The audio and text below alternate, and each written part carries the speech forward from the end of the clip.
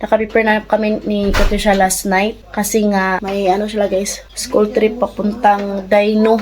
Yan na.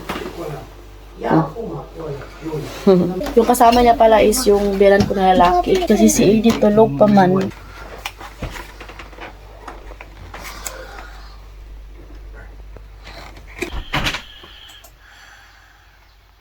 Ito yung laman ng kanyang bag. Snack. Ayan, biskuit. Tapos ito guys, pinadalahan ko din siya ng t-shirt in case. Gumawa rin ako ng 2 sandwich. Tissue kay baka magsuka siya guys. Tapos ayan, sandwich. Wait!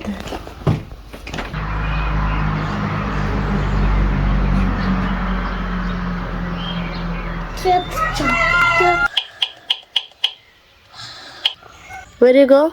In Dino Park. Nakapunta na si Katyusha doon guys. Bata pa lang siya. Siguro mga 2 years old pa si Katyusha. Si Edie yung hindi pa. Yung kalabasa ko guys, malaki na At saka kahapon nakapag-transplant na ako ng alugbati. Ayan. Ganito nakalaki yung ating kamuti. Ano? Malaki ng aking carrots guys. Diba? Taba. Meron din ako dito tanim na sigarilyas guys. Tumubo na. Yung iba hindi. Ganito na kalaki yung sigarilyas ko. Yan. Ito yung okra ko guys dito sa lupa Hindi maganda yung tubo kasi ang daming, tingnan nyo, butas-butas. Tingnan nyo, puro butas. So kaya hindi maganda sa lupa guys. At ito naman yung okra na tinanong ko sa mga bottles. Mas nauna pa yung, tingnan nyo, ang ganda ng tubo. Ayan. May tanim din ako ditong asparagus guys. Binigay to ni Ate Marjeline. Malaki na guys. Yan di ba? Yan asparagus yan. Ito ganyan guys.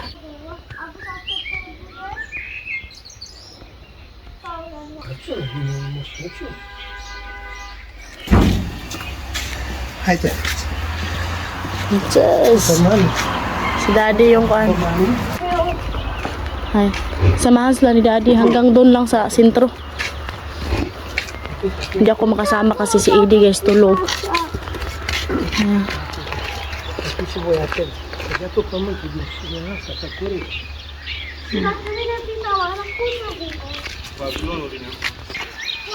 Wala pa mga bata kasi nga 6:40 daw yung magtapok sila diha sa dito guys kanang may sasakyan. Diyan sila magkita-kita.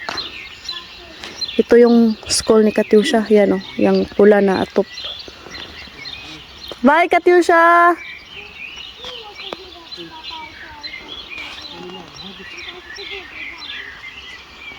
Daddy. Pasok na tayo sa loob kasi nga baka magising na yung si Edie. Thank you so much guys. Hindi na malamig. Summer na talaga dito sa Romania. Amping mong tanan!